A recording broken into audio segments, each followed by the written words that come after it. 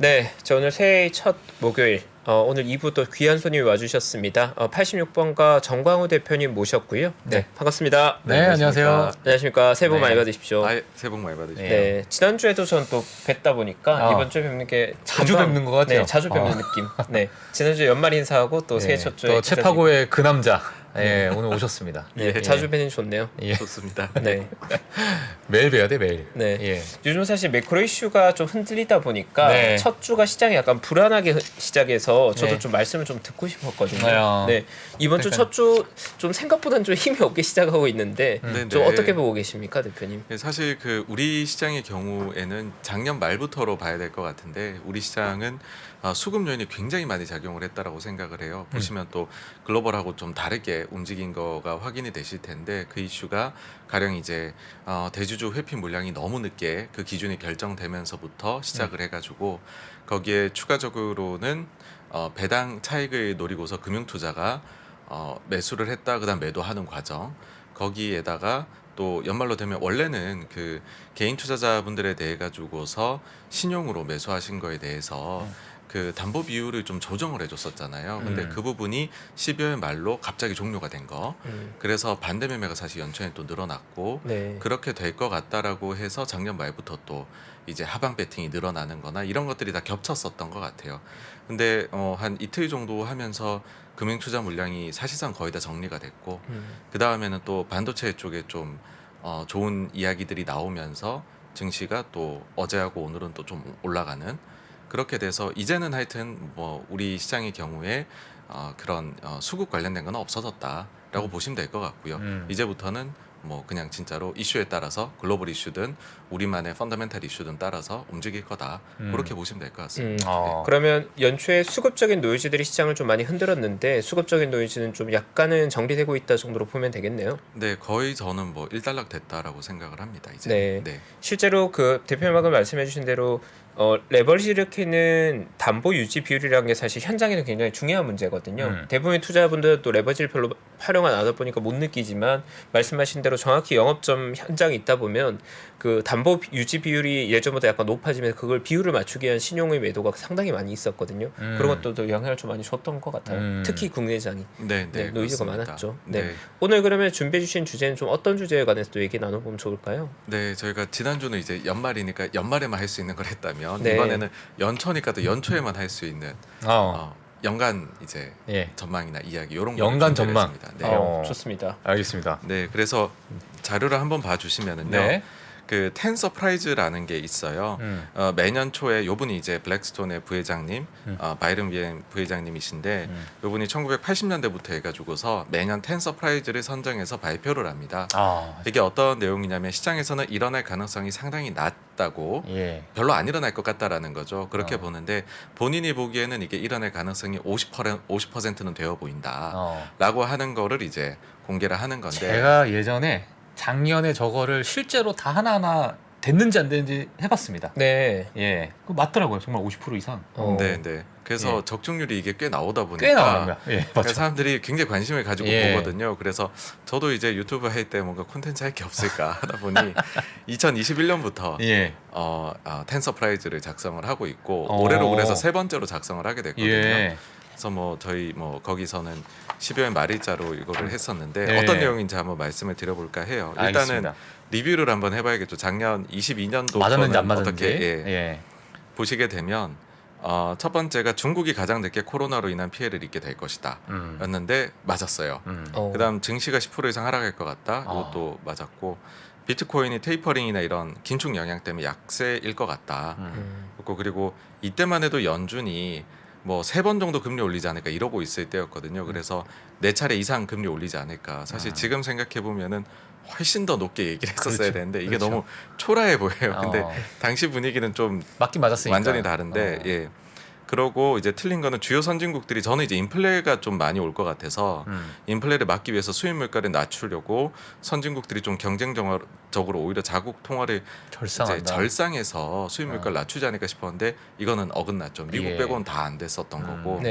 다음으로는 주요 분쟁 지역에서 물리적 충돌이 발생한다였는데 실제로 이게 전쟁이 나가지고 사실 이거는 이제 좀 뭐 맞춰도 이거는 맞춘 게 아닌 건데 전쟁은 정말 나쁜 일이잖아요. 예. 근데 어쨌든 이제 전쟁도 일어났었고 그리고 한국식 주주 행동주의가 본격적으로 긍정적 효과를 발휘한다. 이게 이제 그 주총 시즌을 한 2, 3개월 정도 앞두고서 예. 실제 액션들이 나오지 않을까 했는데 실제로 뭐 몇몇 군데 SM이나 뭐 몇몇 군데에서 뭐 예를 들어서 뭐 그 감사 선임이라든지 이런 것들 승리를 했으니까 예. 사실 뭐 작년부터는 진짜로 효과를 냈던 것 같아요. 어. 그리고 뭐 사실 또 어떤 데에서는 물적 분할을 하겠다는데 취소가 되기도 하고 조금은 과거 대비해서 주주 무서운 줄 아시게 된 것 같은데 다음 넘어가면은 추가적으로 오너 기업들 우리나라 이제 재벌 기업을 얘기를 한 거예요. 거기서 지주에서 전환 나선 데가 생길 거다였는데 요건 세모로 해둔 게 사실 뭐 OCR을 비롯해서 뭐 현대백화점도 그렇고 전환한다고 얘기한 데는 많은데 근데 요때 머릿속에 딱 있는 거는 그래도 큰 기업 중에 하나 해야 될 텐데 현대차 그룹이 혹시 하는 거 아닐까라고 생각했는데 그건 아니었어요. 그래서 그건 틀렸으니까 세모로 소심하게 했고요. 다음으로 바이든 대통령이 이 인플레이션이 오는 걸 못 막아서 결국 제2의 린든 존슨 대통령처럼 평가를 받게 되지 않을까였었고 삼성그룹이 대규모 인수합병에 나서지 않을까 이거는 완전히 틀렸고요. 머스크가 정말로 은퇴를 할 수도 있을 것 같다. 인데 은퇴는 아니고 이상한 방법을 하셔가지고 앞서 사실 말씀 은퇴는 아니고 그 세면대를 들고 있었죠. 이게 뭐라고 말씀드려야 될지 모르겠어요 지금. 네. 그래서 은퇴는 어쨌든 은퇴는 아니니까 싱크대예요. X로. 예.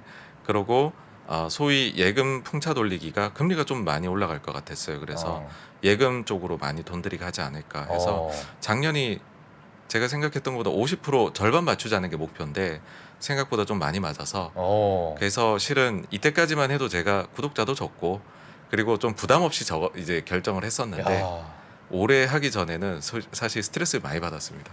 도대체 뭘 해야 될까? 한 2달 전부터 막 되게 많이 주변에도 물어봤던 것 같아요. 그래서 이제 선정하게 그 일론 머스크가 은퇴를 한다라는 그거는 어떤 부분을 보시고 그래서 사실 머스크가 예전에 본인이 창업하고 그 페이팔 뒤에 회사를 팔고 나가거나 뭐 그런 경우들이 있었다라는 거죠. 그러니까 본인이 보기에 본인이 제일 집중할 게 하나가 다른 게 생기면 그 전에 거는 이제 과감하게 엑시트를 하는 그런 게 있어서 사실 만약에 지금 테슬라라는 회사가 자율주행까지 진짜 성공을 하면 머스크 입장에서는 약간 흥미가 떨어질 수도 있지 않을까? 어느 정도 그게 됐다라고 자기가 생각하면 그런 생각이 들었었어요. 그래서 혹여나라고 생각을 했었던 거죠. 네. 알겠습니다. 그래서 이제 23년에 대해 가지고서는 어떻게 생각을 하느냐라고 했었을 때는 첫 번째가 사실 이건 이제 중국이 강력한 부양책을 쓴다는 얘기를 하고 싶은데 이유를 한번 찾은 거예요. 그러니까 중국이 인구 감소를 공식적으로 인정하지 않을까. 그러니까 중국이 작년이나 재작년에도 실은 비공식적으로는 인구가 줄어들었지 않았을까라는 논란이 많았어요. 그런데 공식 발표가 좀 늦춰지더니 인구는 사실은 늘었어. 이렇게 발표가 났는데 근데 제가 인구에 좀 주목을 한 거는 올해 같은 경우에는 좀 뭐 코로나 이렇게 리오프닝 위드 코로나면 사실은 자연 실업률 이상으로 자연 그 사망률 이상으로 초과 사망이 좀 나오잖아요. 그리고 코로나 기간 동안에는 결혼이나 그다음에 출산이나 이런 것도 좀 줄어들게 되니 사실 지금이야말로 그냥 그런 외부 요인 때문에라도 감소를 선언하기에는 중국 입장에서는 정부 입장에서는 좋은 시점 아닌가. 근데 그러면 원래 중국의 성장이란 게 양적 성장이 컸잖아요. 그러니까 인구 보너스라는 말이 있듯이 GDP에서 인구가 늘어나면 자연적으로 거기에 성장이 좀 뒤따라오는 것도 있는데 그게 만약 이제는 공식적으로 종료가 된다라고 해버리면 그러면 다른 분야로 뭔가 부양책을 쓰기 위해서 상당히 노력을 하지 않을까. 그래서 결국은 중국에서 좀 큰 정책들이 나올 거다라는 것에 대한 기대를 내포하는 거고요. 추가적으로는 중국이 쓰기 제일 쉬운 거는 결국 또 부동산이 아직까지 문제가 있으니까 또 중국에서 제도적으로 호구 제도는 여전히 그 농민공들에 대해 가지고서는 진출을 막거나 제한을 하는 제도인 거잖아요. 그 부분에 대해서 이번에 획기적인 변화를 한번 가해주면 그러면 성장에도 도움이 되고 그리고 부동산 쪽에도 좀 도움이 되는 거라서 그런 게 나올 수 있지 않을까. 네, 그러니까 인구 전체 중에서 실질적으로 더 경제 참여를 확 이끌 수 있는 그런 요소를 늘려보자라는 식으로 혹시 가지 않을까가 첫 번째고요. 두 번째가 코로나 이후로 지난 한 2, 3년 동안에 전시회들이 다 거의 사실상 주목을 못 받았었어요. 그러니까 기업들도 힘이 안 나니까 별로 그렇게 신제품 이런 것들이 저희가 못 봤었고. 그럼 요번 CES 네, 당장 CES부터 해서 예. 2월 말이면은 또 스페인의 MWC 있고 그 다음에 또 넘어가면은 독일의 이파 이런 것들 있잖아요. 이런 데서 이제는 좀 그 소위 시대를 이끌 말해 만한 비밀 병기들을 가지고 나오지 않을까. 아 이거 재밌겠다. 네, 그래서 여기에서 우리가 원래는 제가 예전에 매니저를 할 때는요. 네. 항상 CES를 앞두고서는 기대감들이 있었거든요. 예. 누가 참여한다더라부터 해서 구체적으로 다 목록을 해가지고서 그게 항상 돌려보는 게 연례 행사였고 정말 많은 한국 분들이 행사에 참여를 하셨었는데 예. 요번엔 보니까는 관심도 많이 너무 떨어지신 조용하지 것 않아요? 같아요. 예. 네. 그래서 이럴 때 뭔가 또 나올 수 있지 않을까 기대가 적으니까. 근데 실제로 부스에 참가하는 수준 자체는 거의 이제 코로나 이전 수준까지 참가를 많이 하더라고요. 네. 그래서 이제 좀 그런 거고요. 일단 전체적으로 쭉 보시면 느끼시겠지만 긍정적입니다, 내용들이. 그러네요. 근데 이게 작년은 느끼셨겠지만 부정적이었어요. 그러니까 그건 무슨 말이냐면 서프라이즈잖아요. 시장의 시각이 긍정적일 때는 부정적인 게 서프라이즈로 많이 나오고요. 그러네. 그렇죠. 부정적일 때는 긍정적인 서프라이즈가 어. 많이 이렇게 될 수밖에 없습니다. 이거 자체가. 예. 그거 좀 감안해 주시면 좋을 것 같고. 세 번째는 오히려 반대예요. 지정학적 위기. 그러니까 전쟁이 혹시 종료가 될 수도 있지 않을까. 그러니까 그 이유는 전쟁이 발생하는 거는 서로 힘이 있고 막 그거를 분출을 못해서 안달날 때 나도 힘이 있고 너도 힘이 있는데 서로 힘을 과신하다가 싸움이 나는데 지금은 힘도 많이 떨어졌고 전망도 나쁘잖아요. 그래서 오히려 지금은 좀 합의에 이를 가능성이, 그러니까 구체적으로는 우크라이나 러시아를 겨냥해서 얘기 드린 거고요. 다음으로 네 번째는 미국이 혹시 중국에 대해서 지금 부과되어 있는 보복 관세 면제가 있을 수 있지 않을까. 이건 이제 정치적으로 접근을 한 건데요. 그 트럼프 때 보시게 되면 본인 임기 1년, 2년 차 때는 중국하고 싸움의 강도를 계속 높여갔어요. 네. 근데 3년 차부터는 좀 합의에 이를 수 있다는 얘기를 흘리다가 그다음 4년 차 바로 시작하자마자인 2020년 1월 15일에 1차 무역 합의 서명을 하거든요. 근데 이걸 보면서 전 느낀 게 이제 굉장히 정치적인 전략이다. 그러니까는 할 말은 하고 때릴 건 때리고 근데 나는 합의까지도 맺어질 수 있는 사람이고 그래서 결국은 경제가 좋아지고 신고가를 그때 주가 갔었거든요.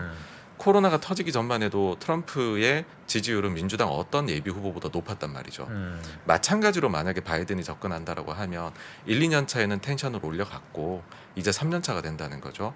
그럼 3년 차에는 좀 합의에 이를 수 있다는 뭔가가 나오고 4년 차 때는 그걸 바탕으로 긍정적인 결과물을 얻어서 재선을 해야 되지 않을까. 그렇죠. 전략이지 않을까 하면 제일 쉬운 게 어차피 자기가 매긴 것도 아니에요. 트럼프가 한 거고 본인은 다른 방법으로 중국과의 싸움은 이렇게 하는 게 맞고 트럼프가 한번 보면 틀렸어라고 얘기하기에 좋지 않을까.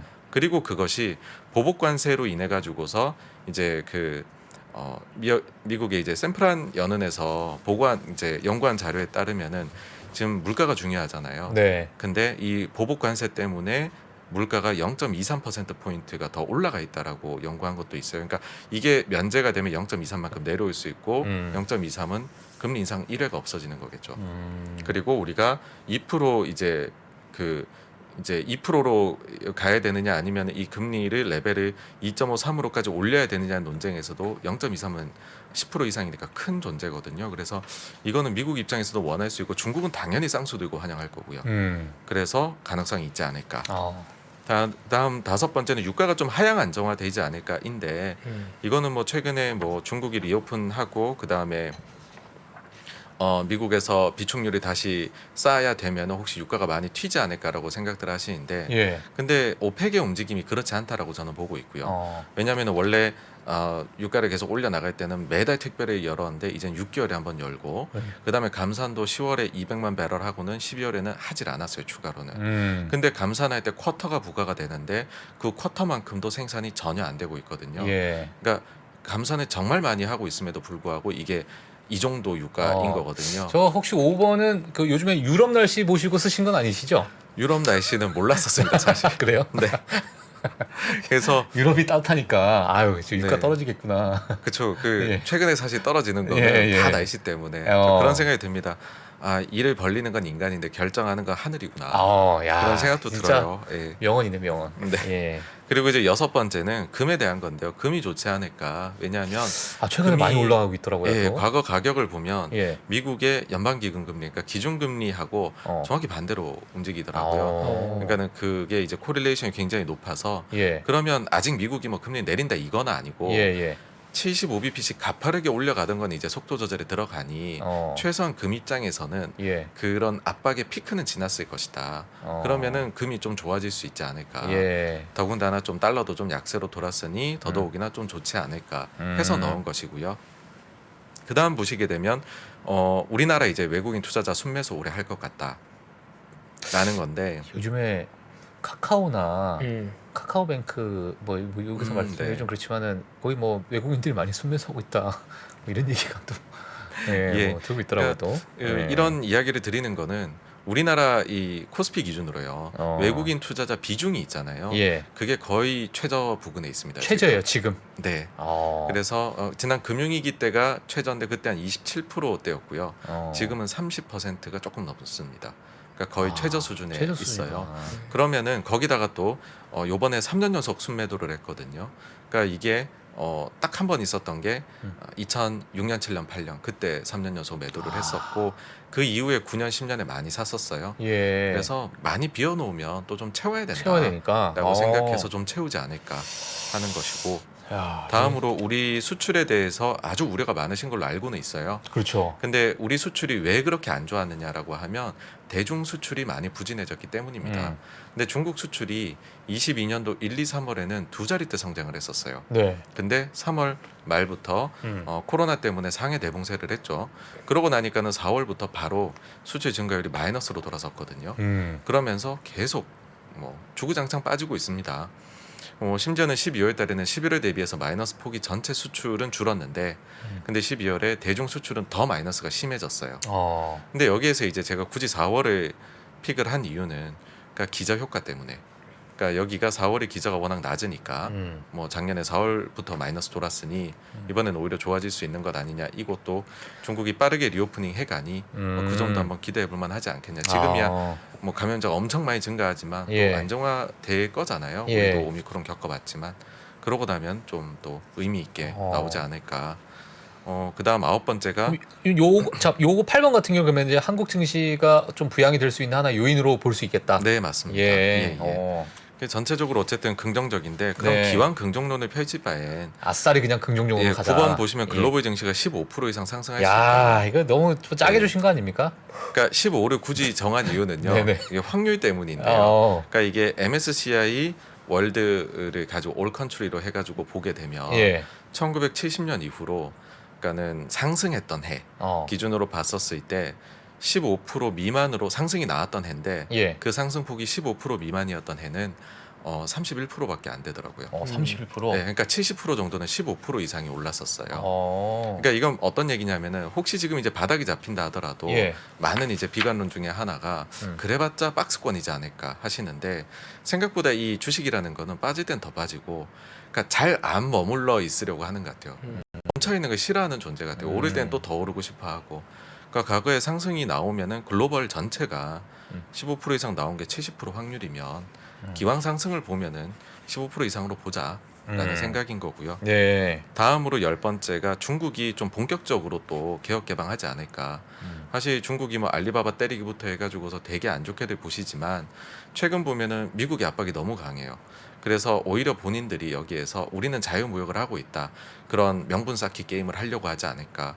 그게 왜 도움이 되냐 하면은 미국도 압박을 넣을 때 동맹국들을 끌고 들어가는데 주요 동맹국 그럼 뭐 유럽, 일본 이렇게 있잖아요. 근데 사실 유럽이 그렇게까지 미국 동맹 말을 잘 맞아요. 듣는 존재는 아니거든요. 맞아요. 빈틈을 노리기에는 명분이 좋지 않을까.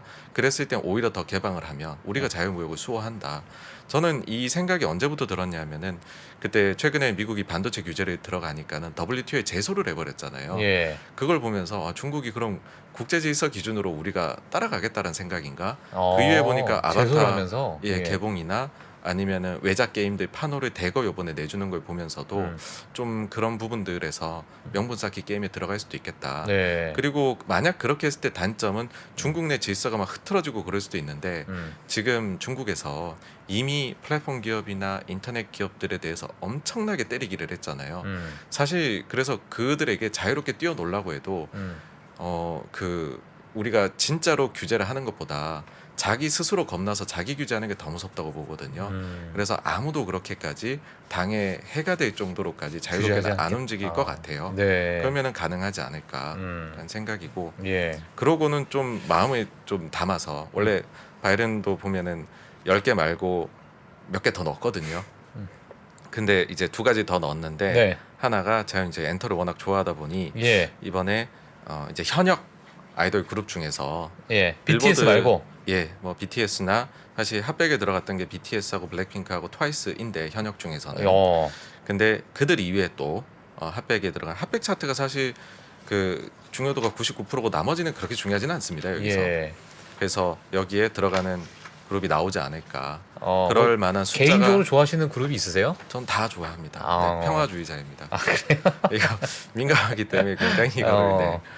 그래서 어디라고들 제가 좋게 예. 본들을 말씀을 드릴 수는 없지만 네. 왜냐하면 아이돌간에 제일 또 좋아하시는 연예인이 누구예요? 아이돌 가수 중에. 저는 연예인, 가수분들 중에서는 예. 그 김동률 노래를 제일 좋아합니다. 아니 아이돌 중에 아이돌.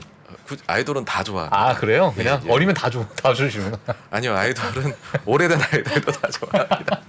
알겠습니다. 투자 대상으로서 이제 좋아하시는 예, 거죠. 예. 네, 투자 대상으로서. 아니, 저는 주식 김동률- 얘기보다 예. 아이돌 얘기하는 게 더 조심스러워요. 아 그래요? 네, 너무 무서워요 팬분들이. 근데 김동률 말씀하시니까 목소리가 비슷하다. 네. 네.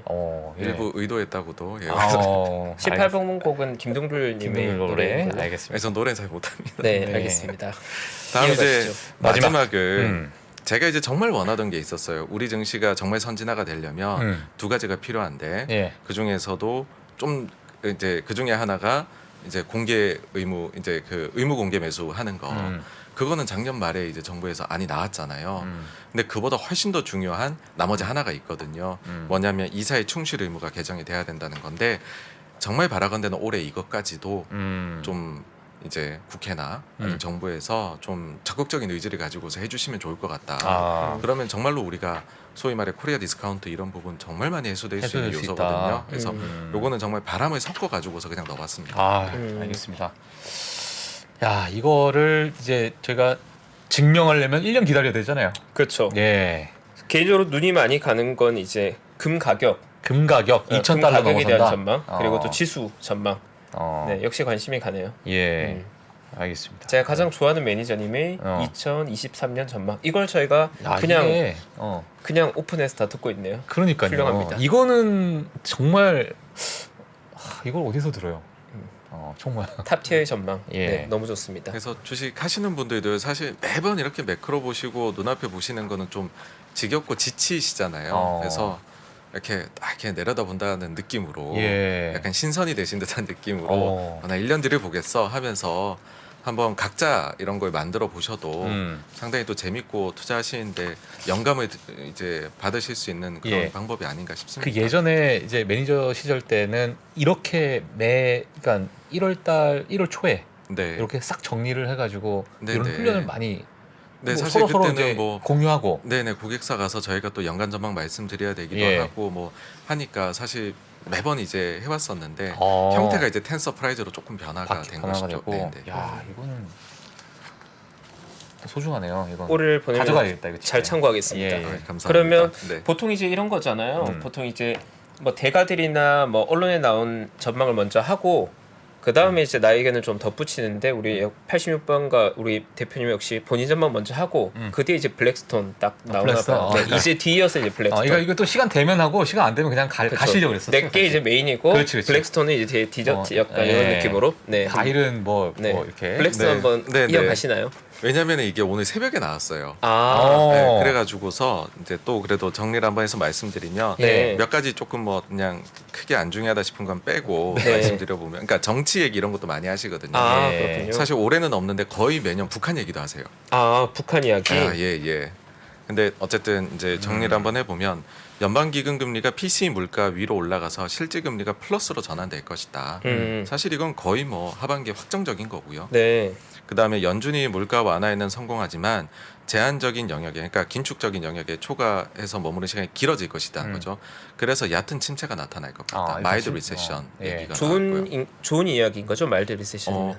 그쵸. 네, 요 뒤에 것까지 보시면은 네. 여기 요런 조합이구나 대신인데 네. 3번 보시면 연준 긴축에도 불구하고 그러니까 막 장이 엄청 폭락 이런 건 아니고 올해 중반까지 해서는 저점을 확인한 이후에 2009년에 필적하는 회복을 시작하게 될 거다인데 2009년 생각해 보시면은 3월 달에 S&P 500이 666까지 내려갔다가 연말이 1100이 넘었었거든요. 그러니까는 세게 말씀을 하신 거라고 볼 수 있습니다. 그러네요. 굉장히. 엄청난 바이콜이네요, 사실. 예, 그 다음에 네 번째 연준이 여전히 다른 중앙은행들보다는 매파적이기 때문에 달러가 엔이나 유로 대비해서는 계속 강세를 유지하고 있다. 그래서 이것은 미국에서 달러 기반으로 투자하는 투자자들이 그러니까 언젠가는 이게 꺾이고 달러 강세가 꺾일 거다라는 얘기예요. 궁극적으로는. 예. 그래서 달러 기반 투자자들이 지금 이제 일본, 유럽 이런 자산에 투자해서 원래는 제가 큰 기회라고 했는데 이거는 이제 세기의 기회라고 거기서는 되어 있습니다. 세기의 기회다. 예, 큰 기회를 만들게 될 거다. 와.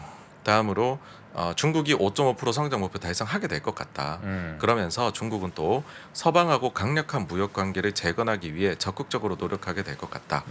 그리고 이게 결국은 실무자산 원자재에도 궁극적으로는 긍정적으로 작용할 것이다. 라고 했고요. 이게 아까 말씀하신 중국의 제2의 개혁 개방. 이거 제가 약간, 이제 예. 한 일주일 먼저 낸 게 천만다행이다. 생각. 야. 이제 자, 저희 다시 바꿔야 될 뻔했어요. 저희 정광 매니저님이 일주일 먼저 내셨습니다. 네. 예. 대표님의 오리지널입니다. 야. 네. 네, 그 다음에 이제 6번 보시면 네. 유가가 올해 50달러까지 내려갈 것 같다. 근데 세계가 회복하면서 2023년 이후에는 언젠가는 100달러까지 가게 될 것 같다. 일단은 유가 약세이고요. 예. 그다음에 7번이 상반기까지는 우크라이나 러시아 전쟁이 계속되겠지만 하반기에는 휴전 및 영토 분할에 대한 협상이 시작될 것이다. 아니 이거 거의 비슷한 것 같은데? 그래서 큰일 날 뻔했었. 아니 근데 요 바이든 예. 이분께서 정광 매니저 86% 구독 86% 구독자 아니에요? 네. 이거? 블랙스톤 분명히 그 구독자분이 한 분 있을 거예요. 에이, 블랙스톤에도. 86 이거 뭐 이렇게 하면서 보라고 뭐 이렇게 하면서 간 거 아니에요, 이분이? 피세이즈 막 이러면서. 예. 네, 그다음에 이제 8번으로 가면요. 예. 광고주 문제하고 부채 문제도 불구하고 머스크가 트위터를 연말까지는 회복의 길로 가도록 할 것 같다. 그다음에 석탄 화력 발전소 탄소 배출량을 줄이는 기술 혁신으로 기후 및 지구 온난화에 대한 두려움이 사라지게 될 것 같다. 뭐 그다음에 마지막으로는 미중 분쟁으로 인해 생산 거점이 더욱더 인도로 넘어가게 될 것 같다. 인도 시장. 이 정도입니다. 네. 인도 시장 매력적이죠. 예. 네. 대표님은 개인적으로 이 정리해준 10개 중에 가장 좀 인상 깊었던 거는 눈여겨보신 거 몇 번 눈여겨보고 계십니까? 저는 전혀 이제 생각을 못했던 게 그 9번인데요. 9번. 그러니까 뭐 이제 기후 및 지구 온난화에 대한 두려움이 뭐 사라지게 될 것 같다라는 표현 자체가 이게... 이런 상상은 못 해봤던 것 같아요, 진짜로. 음. 근데 뭔가 뭐 기술에 대한 부분을 뭐 들으셨거나 뭔가 진행되는 그런 거에 대한 그래도 이제 블랙스톤 부회장이 얼마나 많은 거를 아시겠어요. 그렇죠. 세상의 모든 정보가 보이겠죠. 예. 네. 그러니까는 뭐 뭔가 사실 이건 진짜로 우리 전체적으로 지구에 엄청 좋은 일인 거잖아요. 그렇죠. 이게. 그러니까는 요거는 진짜 다 떠나서 달성됐으면 좋겠다. 이 10개 중에 제일 달성됐으면 좋겠다. 네. 네. 지금 뭐 좀 날씨도 좀 생각이었어요. 기상 이온이 그러니까 네. 이상 기온이 계속 있고 하니까. 네, 예. 사실 이제 주식하는 입장에서 긍정론을 가지면 인플레가 좀 떨어지도록 가스 네. 가격도 떨어지고 뭐 날씨가 그래서 덥고 그러니까 예상보다 예. 그다음에 바람이 많이 불어서 풍력이 유럽에서 최대로 되고 있고 이거는 당장 좋기는 한데 또 장기적으로 생각하면 이게 기후 변화 진짜 티핑 포인트의 서막인가? 그러니까 이런 생각도 들면 겁이 나는 것도 사실이거든요. 예. 그래서 그런 점에서는 이게 진짜 저는 딱 눈길이 정말 갔었어요. 예. 그래서 사실 이거 보시면 이건 주식이랑 큰 관련 없잖아 싶으실 수도 있는데 요거는 굳이 가지고 온 게 말씀을 한번 드리고 싶어서 가지고 왔습니다. 알겠습니다. 네. 저희가 다 노력해야 됩니다. 네, 이런 대표님께서도 지구를 걱정하실 동안 저는 그러니까요. 3번에 2009년에 필적한 반등이 올 것이다. 그것만 보고 있었습니다. 그래요? 네, 저는 어쩔 수 없나 봐요. 예. 생각이 많이 짧습니다. 예, 아까 어떤 이제 많은 분들이 야 이거 뭐 이렇게 길게 얘기하냐 이렇게 보실 수 있을 것 같은데 이게 지금 그래도 확률이 50% 이상 되는 저는 예. 그렇게 생각합니다. 예, 항상 늘 그렇기 때문에 이 중에 뭐 틀린 것도 있겠지만은 맞는 것들도 상당히 많다. 예, 이게 아주 중요합니다 오늘. 예, 그래서 오늘 저는 사실 정광우 매니저님이 정리해 주신 12가지 예, 요거 한번 내년 초에 한번 까보도록 하겠습니다. 네. 예. 그래서 얼마나 맞을까 네. 한번 같이 보도록 하겠습니다. 올해 그러면 이러한 전망을 바탕으로 결국 이제 구독자분들 궁금해하는 건 결국 그러면 이제 액션을 뭐 어떻게 해갈 건가 이런 거에 대한 고민들이 많이 있는 것 같거든요. 그리고 네네. 저도 이제 영업 현장에서 많이들 받는 게 올해 좋을 것 같은데 그래 대충 언제쯤 이제 불안감이 좀 진정된 거야 이런 말씀들 많이 하더라고요. 이게 되게 어려운 질문이거든요. 근데 뭐, 많이들 궁금해하시는 거죠. 이게 뭐 한 1분기 되면 좀 불안감이 지나가는 건지 아니면 뭐 블랙스톤 같은 경우에 사실 한 상반기 끝날 때까지는 좀 불안할 것 같다고 보는데 이런 불안한 요인들은 좀 언제가 클라이막스 좀 지날 거라고 보시는지. 저는 사실 작년 한 10월 정도에 클라이막스가 지났다고 생각했는데 아직 연초는 좀 불안하게 움직이고 있거든요. 막 시장이. 길게 많이 얘기한 건데 네네. 바닥이 어디냐고 물어보는 거죠. 네, 너무 네, 또 직설적으로 그러니까. 형님 바닥이 어디예요? 이렇게 물어봐요. 네. 그러니까 저희가 사실 뭐 그런 얘기들 하잖아요. 뭐 무릎에서 사가지고 어깨에서 팔면 된다라고 하는데 예. 그 바닥 부근이다라고 생각이 들면 사실 정확한 타이밍을 맞춘다는 거는 뭐 그건 지나놓고 맞췄으면 그 사람이 잘해서가 아니라 운이 좋아서였다고 운이죠. 생각을 해요. 맞아. 그래서 그 무릎 이하 정도인 것 같다라는 생각이 중요한 것이고 사실 타이밍은 뭐 이것도 우리가 명확히 맞출 수 있는 거는 아니다라고 그렇죠. 지나놓고 보면 그때였어 이렇게 되는 것이다라고 생각을 해요. 그래서 일단은 지금 중요한 선택은 증시에 대해서 긍정적으로 볼 거냐 부정적으로 볼 거냐가 훨씬 중요한 것 같습니다. 타이밍보다도. 예. 그러면 결론적으로 지금의 장은 네. 긍정적으로 볼 요인들이 좀 있다라고 네. 보시는 그러니까는 거죠. 이게 진짜로 블랙스톤 말처럼 하반기일 수도 있는 것이고 아니면은 뭐 몇몇 분들이 보신 것처럼 1분기 지나서일 수도 있고 아니면은 당장일 수도 있는 것이고 그런 부분들은 저희가 예. 완벽히 알 수는 없는 것이다라고 생각을 합니다. 다만 네. 이제 저는 가격에 주목을 하는 것이고 예. 가격 자체가 뭐 무릎 아래에 있다라고 하면은 그거는 뭐 괜찮은 거 아니냐 예. 긍정적 시각 갖게 그렇게 봅니다. 네. 알겠습니다. 네, 대표님께는 이게 어떻게 보면 좀 직설적인 좀 민감한 질문을 드려도 답변이 굉장히 고급스럽게 나와요. 그러니까요. 네, 굉장히 우아하신 것 같아요. 예. 네. 아까 아이돌 그렇게 물어봐도 대답을 안 합니다. 아이돌. 네. 아이돌 그런 거 물어보지 마세요. 아, 난처해하시니까. 알겠습니다. 네, 제 우아한 대표님 그런 거 물어보지 마시고요. 제가 약간 덧붙이자면 저도 이제 영업 현장에 그런 질문을 많이 받습니다. 이제 언제가 바닥이라고 생각해요? 최용석 차장님은 언제 사야 되냐고. 이렇게 저한테 물어보세요. 언제가 바닥이라고 생각하세요? 언제가 바닥이라고 생각하세요? 너가 팔 때. 네, 감사합니다. 예. 네, 저는 이제 그런 질문 받으면 네. 그 하워드 막스의 조언을 많이 떠올리는 게 하워드 막스한테 많은 사람들이 그런 질문을 했을 거잖아요. 근데 하워드 막스식의 조언은 제가 이제 그분은 약간 매니아잖아요. 예. 하워드 막스식 조언은 미래에 대한 전망보다 더 중요한 건 현재를 정확히 보는 거고 현재를 잘 보는 것만으로도 생각보다 많은 걸 알 수 있다고 얘기하거든요. 그러니까 그 말은 뭐냐면 뭐 3월에 바닥이 나와요, 6월에 바닥이 나와요. 전망은 또 중요하지만 현재 우리가 오늘 만난 시장의 가격 레벨이 어느 정도 레벨인지 지금이 무릎 정도인지 무릎 아래인지 아니면 아직까지 더 하락해야 되는지 보는 게 더 중요할 수 있고 더 많은 힌트를 준다는 얘기를 하는 거거든요. 네. 그러니까 개인적으로는 정광훈 대표님의 답변과 이런 답변을 약간 버무리면 힌트가 좀 되지 않을까 그렇게 생각이 됩니다. 알겠습니다. 네. 일단 올해 새해 첫 방송인데 저희 구독자분들께 새해 맞이해서 또 인사나 꼭 조언해줄 만한 것도 하나 있으실까요? 사실 딱히 드릴 말씀은 없고요. 그냥 네. 새해 복 많이 받으시고 바라시는 원하시는 일 모두 다 이루시는 그런 한 해 되시기를 진심으로 기원합니다. 알겠습니다. 훈훈합니다. 예. 감사합니다. 지금까지 김동률 매니저님. 김동률 좋아하는 우리 정광훈 김동률 대표님. 좋아하는 정광훈 매니저님. 다음 주가 아니라 다다음 주에 뵙는 건가요? 다음 주에 나오시나요?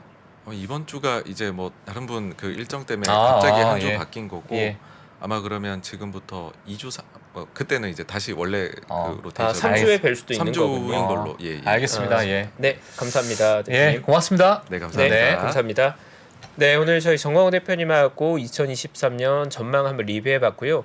저는 이제 그런 것 같습니다. 아마도 뭐 전망 자료나 여러 가지 올해에 대한 이야기들을 워낙 많이 접하다 보면 일단 항상 시장이라는 게 정보가 너무 많다 보면 이 노이즈와 이 시그널 신호를 구분하기 굉장히 어렵거든요. 이제 소음과 투자라는 책에 많이 쓰는 표현이지만 많은 정보들이 돌아다니다 보면 어떤 게 정말 가치 있고 어떤 게 가치 없는지 헷갈리실 수 있는데 저 체프하고 좀 정리해드리자면 오늘 정광훈 대표님의 전망 그리고 블랙스톤의 전망이 상당히 의미 있는 전망일 것이다 라고 저는 네, 감히 정말. 추천드리고 싶습니다. 예. 네, 탑티어들이 전망이잖아요. 정말 진지하게. 네, 다릅니다. 예. 네. 맞아요. 어나더 레벨이거든요. 꼭 예. 참고해 보시길 어나더 권해드리면서 네, 저희 잠시 광고 보고 와서 저희 박종훈 팀장님과 개장 시황 브리핑 이어가겠습니다. 네. 안녕하세요. 저 김프로 김동환입니다. 올해도 많은 분들이 우리 청년들의 자립을 지원하기 위해서 3프로 다이어리를 구매해 주셨습니다. 그 따뜻한 마음에 저희가 보답하기 위해서 작은 성의를 준비했습니다. 다이어리를 구매해 주신 분들 중에 추첨을 통해서 김프로가 정말 소중하게 생각하는 그룹 NCT의 사인이 다 들어가 있는 앨범도 드리고요. 그리고 2프로와의 식사권, 정프로의 선글라스, 그리고 김효진 위원의 추천도서 3권 등 다양한 선물을 추첨을 통해서 드릴 예정입니다. 여러 권 구매해 주시는 분들을 위해서 2024년도 다이어리에 여러분들의 이름을 조그맣게나마 새겨서 그 감사함을 기억하겠습니다. 이웃과 따뜻한 마음을 나누는 연말연시가 되길 기원하고요. 새해에도 큰 부자 되시기를 기원하겠습니다. 늘 감사드립니다.